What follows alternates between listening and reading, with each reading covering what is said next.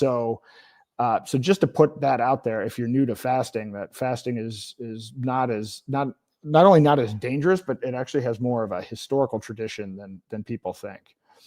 So based on my experience, and again, if you want to talk to a doctor, talk to a doctor, but I would also consider in general taking your own agency for your own healthcare. And now with AI, there's an ability for you to do your own research, and you should start doing your own research, and you should start taking control of all aspects of your life. You are ultimately responsible. But based on my experience, I would say start slow and build incrementally.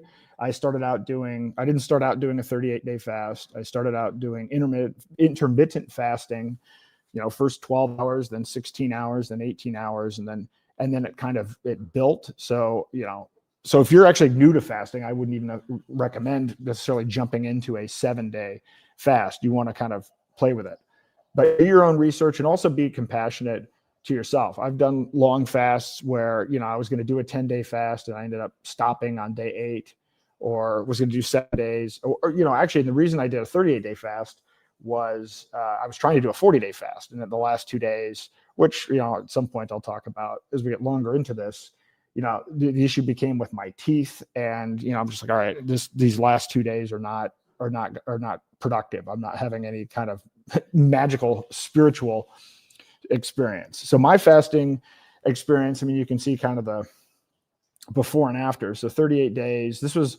I started fasting in 2019, kind of on and off, again, intermittent fasting. And then 2022, 2023, I did over 200 days of fasting.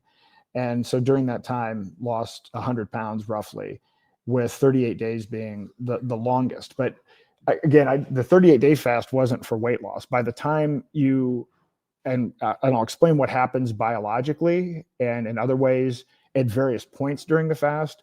The intention behind the 38-day fast was more kind of spiritual in nature and kind of pushing the envelope in other ways. And so, and in fact, I've come to find that I think it makes sense to use fasting as a regular function just to reboot your immune system and to help prevent other conditions, which I'll discuss.